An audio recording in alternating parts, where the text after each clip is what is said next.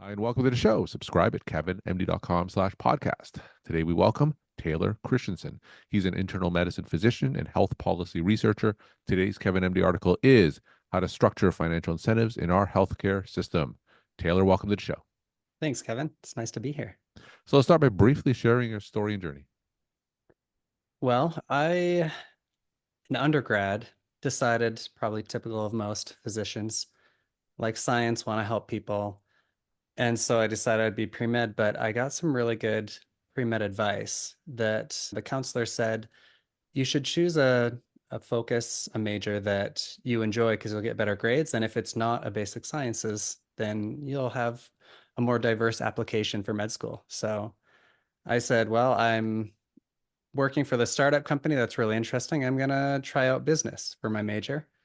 And the thing that really shifted the path of my life toward kind of this healthcare policy, fixing the healthcare system focus that I've developed is when I read the book Complications by Atul Gawande, hmm one of my heroes, and realized when I read that book that the healthcare system is the most incredibly complex puzzle that probably humanity has ever Yeah, devised.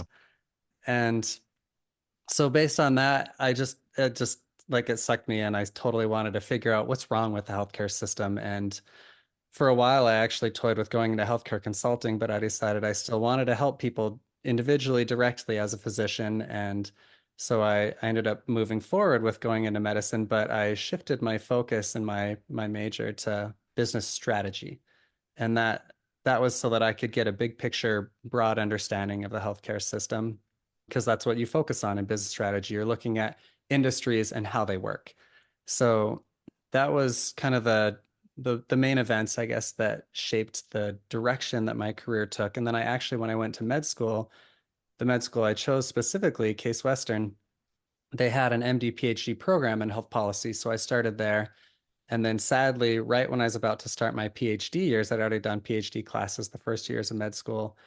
The just era of fiscal austerity happened, and they dropped half of those kinds of programs across the country, hmm including ours. So I did part of a PhD in health policy, but then didn't decide to finish it because I didn't want to pay my own way for all those years. So I just went straight through and finished med school, and I've just been reading and blogging about and studying the healthcare system and trying to figure out how it works and how really the core cause of what's wrong with it, and then from there, what makes sense to do to try and make it better. So that's sort of what led to me writing this series of articles actually on your platform that really describe the framework that as the pieces sort of fell together and I sure. figured out one bit by one bit, they all formed into this kind of framework in my mind. And so that's what I was attempting to explain. And today, the post that we're talking about is one little piece of that, which is just financial incentives, what role they play, and are they good or bad, and all of that topic. Sure. So completely agree, of course, the complexity of our healthcare system. And you wrote these series of pieces a few years ago. So let's talk about one of them, as you said, how to structure financial incentives in our healthcare system. So tell us about this article for those who didn't get a chance to read it. Yeah. So I guess, first of all, the thing that really was impactful to me when I was in residency that sort of motivated me to think more about this topic, I guess, was that I had an attending, and I don't remember specifically the context of the discussion. It was probably some patient who couldn't afford some care or something like that. And my attending said, there is no place for financial incentives in healthcare. hmm And up to that point, I'd done my business strategy degree. I had studied the healthcare system for so long. And I heard that, and like it shocked me that somebody could actually believe that. But I found that it was a pretty typical way for physicians to feel. And so I guess the first thing I want to convey is that that is absolutely false. I kept my mouth shut at that time, hmm but I'll say it here that it's not true. Anytime you have an industry where people are getting paid for the work they do, there will be financial incentives. No matter if it's healthcare or anything else, it's just a fact of life. This is how the world works. So understanding that, first of all, there have always been and will always be financial incentives in healthcare, no matter how much government involvement is at play in the healthcare system, there will always be financial incentives. Even Soviet Russia, right? In Yeah. communism, they had financial incentives, even though the government was controlling everything, even down to the prices and how much a factory would produce of bread. There were still financial incentives. So that's like the first big thing that I want to get across is there will always be financial incentives in healthcare. I guess the problem that people, I think they maybe just fuse the fact that financial incentives in healthcare right now are not aligned with what we want. Yeah. And so they misunderstand and think that, well, that means financial incentives should be gone, but that's impossible. What we really need is just to align them with what we want. So talk to us from a physician perspective. And I think back to what your attending said. So perhaps you should have prefaced that in an ideal world, financial incentives should not matter when it comes to medical decision making. But as you articulated, we don't live in that world. So for those who certainly may not be familiar, from a physician perspective, talk to us about some of the financial incentives that physicians have to navigate through on a day-to-day basis. Yeah, well, and I'll just expand that a little bit by saying that it's not just physicians who are navigating, but not that you were implying that it's not across the whole system, but every decision the healthcare system makes, whether it's a hospital system or the insurance company, it's all shaped by financial incentives. Hmm. As physicians ourselves, a lot of times and there's laws, right, that try to prevent these things from happening. And so hopefully it comes into play less, but you think of the patient who comes in. So I work as a hospitalist right now. And so I don't end up seeing as many of these. They go to the emergency department. It's somebody with chest pain. It's an end STEMI, right? They're having a heart attack, but Hmm. it's not severe enough to be probably life-threatening. And they call the cardiologist, and the cardiologist has an incentive. They make more money to do a procedure. Hmm. And so they're more likely to do a catheterization even though maybe there's evidence that that's not strictly totally necessary in a lot of these situations. So we're facing it when we're choosing which treatment plan. We face it when we're saying, I just discharged a patient yesterday. They're new on anticoagulation. Apixaban is much more expensive than warfarin, Hmm. but that was the one that was going to be most convenient. And so I was having to have that conversation. Hey, if you can't afford this, then and insurance doesn't cover it well enough, then sure, we'll switch to something else. But in the selection of treatments, in the decisions about whether to admit somebody or not, this is something that I'm facing as a hospitalist. There's a lot of times where I'm thinking, yeah, we could do some good if they're in the hospital, but we'll do a lot more harm financially. And the risk is low enough of sending them home that I think that's a reasonable thing to consider, especially because they don't have insurance. All of these things, it comes into play with every single decision we make. We just often aren't realizing it. And before we move on, how do we get to this point where financial incentives influence so much of our medical decision making explicitly or implicitly? How do we get to this point in broad strokes? I think it's always been that way. It's just maybe we never talked about it in the past. You think of the early healthcare system when it was a doctor going from house to house, and they would maybe sometimes be influenced by who can pay, Hmm. who can pay for the care that they're going to give. And I know that there's a lot of goodwill, and doctors are just trying to help people, and they sacrifice a lot of time, a lot of effort, and resources to help people who can't afford it. I think that's always been part of this. But the reality is, if you want to continue to earn enough money to make a living, and it's the same for modern healthcare systems too. The hospital system that is choosing whether to provide more charity care or not, there's just the financial realities that restrict them. So I think it's always been this way. It's just grown to be more complex along the way is probably what's changed.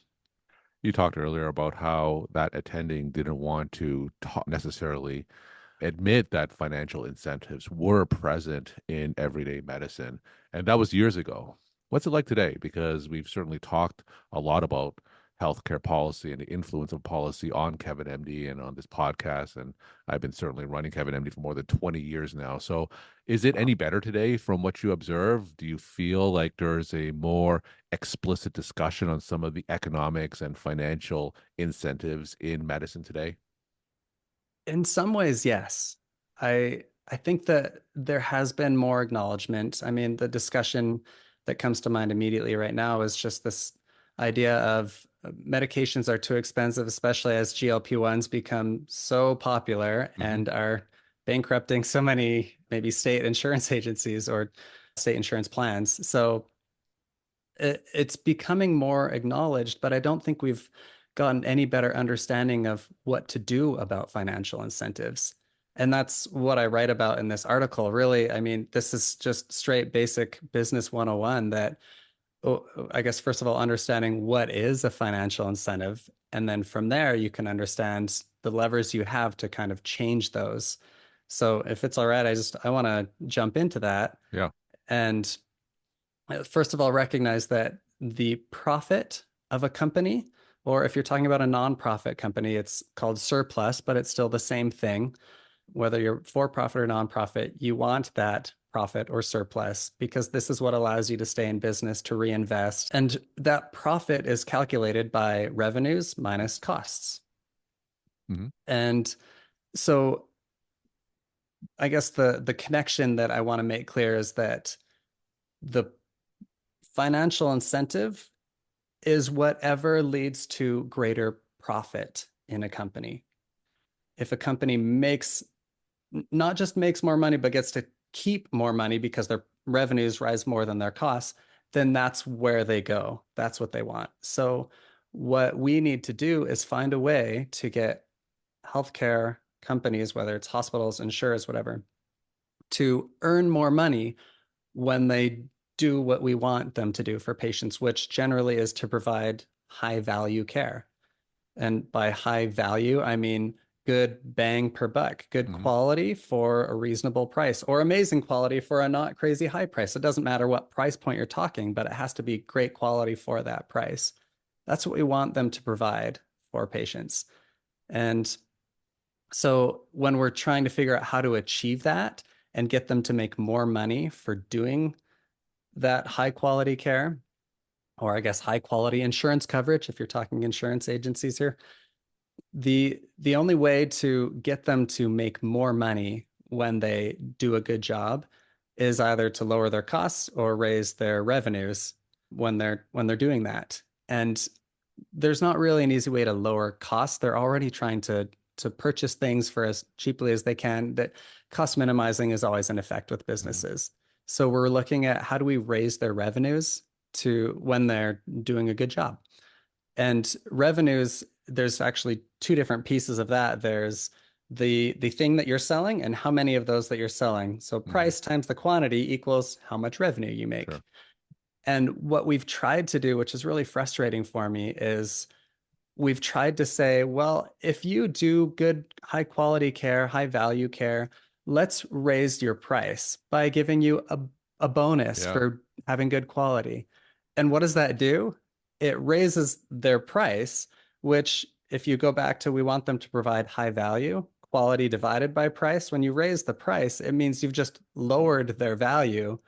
So it's good. You've rewarded somebody who's delivering high quality care. But what happens when other people start copying that and they all get higher value? Well, the quality goes up and the price. We're not really, we want better quality, but we also want to find a way to get better quality for a lower price. So it's kind of counterproductive. And the same with, like, for example, ACOs. It's essentially shared savings. If Hmm. a group of physicians caring for this population of patients lowers the total cost of care, the insurance company will share some of those savings that they reaped with the group of physicians, which is the same thing. You're raising their price as a result of them doing high quality care. So all of these popular efforts that the country has made have not really achieved what we want it to achieve. And that's been frustrating for me. So really it comes down to the solution is you need to increase not the price, but the quantity of services provided by the higher value providers.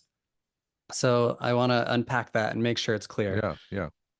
If if a hospital is doing a great job, whatever, doing taking care of heart failure patients, or maybe it's like in the orthopedic surgeries with their hip and knee replacements, they have great outcomes, very low complications, and their price is very reasonable. If patients can find out about that when they realize it's time for me to get my hip replaced, and they preferentially choose, I guess, the physician that works at that hospital that's doing surgeries there, what happens is now you have more patients filtering toward the higher value provider. And so not only are more patients getting better value, high quality for lower price, but now the other hospitals, the other physicians doing surgeries at those other hospitals, they're getting fewer patients. Hmm. They're making less money, right? Their profits have gone down because they're lower value. Meanwhile, the hospital that has higher value has actually gained more profits. So in a static world, that's great, but in a dynamic world, it's super impactful because that means the competitors for hip replacements are now forced to say, well, why are more patients choosing that other hospital? And they start having to make changes to improve their quality or just straight up lower their prices either way. Hmm. And this kind of beneficial evolution starts to take place. And that's when, so really it all boils down to getting patients to somehow filter toward the higher value options, whatever service they're looking for. And this applies to insurance companies just the same, getting more patients to choose the higher value insurance plans. And that will reward those higher value competitors with more profit. And the other ones get less profit and they have to change or they go out of business. This is how every other industry works. We just somehow can't translate that into our understanding of healthcare. So that really is like the core of aligning financial incentives with what we want is getting more patients to choose higher value options. So we don't have that transparency yet in terms of directing patients to those high value options, as you said. Yeah. I thought Medicare had one of those transparency board, like star ratings that can sometimes be a little bit of what you said. Is that obviously not good enough? Yeah, I really like that there are these efforts to push the quality Mhm. metrics and recording those in an apples to apples fashion and then sharing them with patients. The problem is when patients a lot of times don't know about them, but they probably don't know about them because of the other issue with them, which is that they're usually not relevant to patients. Okay. It's like what percentage of people who get admitted to this hospital with whatever heart failure die. And it's like, okay, you can choose this hospital that has 0.1% or this hospital that has 0.15% mortality rate. It's like, that's not relevant to Mhm. patients choosing which is the highest value option. And then there's also the issues of, well, if one's in network for their insurance and one's not, then of course they're going to choose the in-network one. So I guess as far as the transparency with quality goes, because they have to know two things up front before they choose where they're going to get their care. And this, of course, doesn't apply to like an emergency situation, a true emergency, which is not as common as most people think. But if it's an emergency, you go to the nearest place, and that's that. But Mhm. if it's not an emergency, pretty much every time patients are choosing care, they do have the option to, or the opportunity to choose between multiple options. And so they need the quality information and they need the price information up front. Quality side, there's just not a lot of great quality metrics that are relevant to patients. So that's one of the big barriers to patients starting to choose higher value providers. They just don't know who's better. They just have to rely on word of mouth or anecdotes or Google reviews or something else that may not be as reliable. So, in terms of immediate next steps forward, let's say if you were our healthcare czar, right, running our healthcare system, what would you Right. do in the immediate future? That's that's a great question. So I think I would approach it kind of with a two-pronged attack. The first would be getting better quality metrics that are actually relevant to helping patients recognize which providers are higher value and figuring out what metric is most relevant for each care episode, which would require talking to patients and finding out what they care about And then also, of course, taking into account the quality metrics that we as caregivers understand, like lowering complications in surgeries is an obvious example. So I would approach it by starting to identify and then measure in an apples to apples way Mhm. across every hospital in the country those sorts of metrics. And probably the other part of that would have to be putting this all somewhere that patients can easily find and easily navigate. If there could be a single website that shows all of these metrics that everyone knows that's the go-to website, that would make it so much easier. I think people would start to actually say, hey, maybe I should check what the actual quality metrics are before they go to a certain outpatient provider or a certain hospital. So in the two-pronged approach, that would be what I would do for quality. And then we also need to have a better upfront understanding of prices, which there's many layers to this. The big thing is patients don't care what the total price is, they only care how much they pay. Mhm. And so there's an insurer that's kind of like an intermediary in between the hospital's total price and what the patient's actually paying. So I would first make sure that insurance plans are designed a little bit differently in a way that the patient will pay more if they choose a more expensive provider and less if they choose a less expensive provider. So that could just be through like multi-tier plans where this is tier one, your copays will be the lowest if you choose a provider in tier one. Here's tier two, your copays are higher, whatever. You could do it like that. There's other really cool ideas like reference pricing, where the insurance company says we'll pay this much for this surgery, we don't care where you go, we'll pay that much. Mhm. If the total price is higher than that, you'll pay the difference. If Mhm. you choose somebody who's that price or lower, you don't pay anything. So suddenly patients are now starting to care about the price of these things, which, yes, I know that that is a scary thing for people to hear when we're talking about healthcare. And I hope that this I mean, there are cases where patients can't afford to pay anything. And maybe in that case, that's a separate situation that I guess I don't have to get into. But for the majority of patients who are insured, this, even if it's just a small difference, they need to pay more when they go to a more expensive provider. And then the other part of that is something that I love that's been going on more and more. A lot of times the insurance company doesn't even know beforehand what the total price of that care episode will be, Mhm. but it's called bundled payments. You basically say, hey, this is our average cost, including the anesthesiologist, including the cost of the OR, the surgeon, the follow-up care. We're just going to bundle all of that into one price and say, here's our price for all the patients. And suddenly the insurance company, the patient, everybody can know beforehand what the total price is going to be. So bundled payments is and also a very important innovation that is happening that I'm excited to see. And I would push that forward more if I were the healthcare czar. So pushing changes that allow people to know what the price is beforehand Mhm. and getting patients to at least pay a little bit more if they choose a more expensive provider. And if we have both of those, if patients are now saying, ooh, I'm going to have to pay like $1,000 or just $50, depending on which the two hospitals I choose, then they might start thinking, is it worth it to go to the $1,000 option? And then they'd go to that website that I already designed as the healthcares are, and they would see, okay, the quality metrics are, oh, actually the cheaper one has better quality, which so often is the case in healthcare.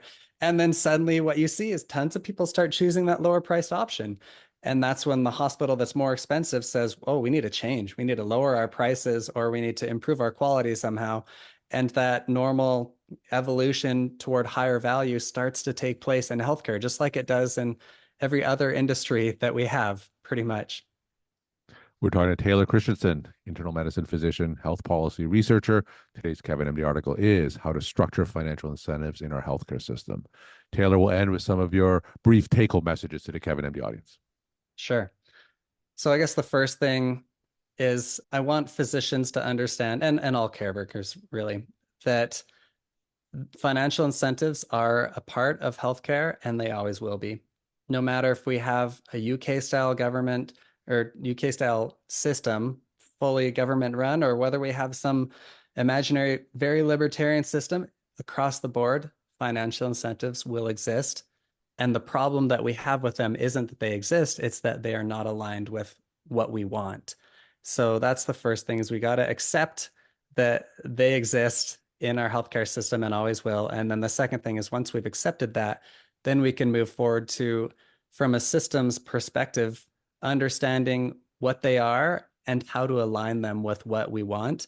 And that's going to be the big focus that if we can do that moving forward, we'll start to fix our healthcare system. Mhm. I've always thought of it as kind of a two-step process to fixing our system. Step one, align financial incentives with what we want. And then step two, let the players within that system take those financial incentives and respond rationally like humans always do. Well, not always, but at least we are pretty predictable in responding to financial incentives and doing what's going to earn our business more profit. So the step two is allow those businesses to respond to those financial incentives and start to make changes that increase their value.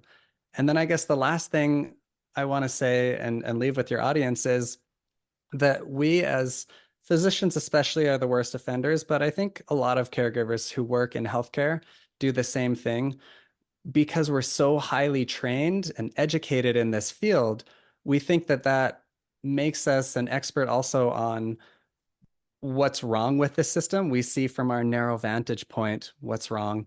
And we then expand that to the entire system and say, this is what we need to do, these things to fix the healthcare system. Mhm. And so often it leads to these misguided attempts and it helps in one area and hurts in five other areas. And so I guess I just want to encourage your audience to, one, for sure, get involved and talk about this, but also get some more education. Don't assume that just because you have an MD and have high expertise in this area that you work, that means you also understand what's wrong with the system as a whole, which gets into healthcare economics more than anything. So get some education, start reading about this, and of course get involved, make a difference, and in a way that is not just the kind of ignorant, I understand this piece and now I know what's going on, but I've studied this and I understand in the trenches, but I also understand from the systems perspective what needs to happen. And now I can advocate for what's going to be most important for our healthcare system. So I encourage everyone to start doing that more. I think we need more of that in our country. The politicians rely so much on caregivers and our input. So let's have an informed input that we can give them. Taylor, thank you so much for sharing your perspective and insight. Thanks again for coming on the show. Thanks so much, Kevin.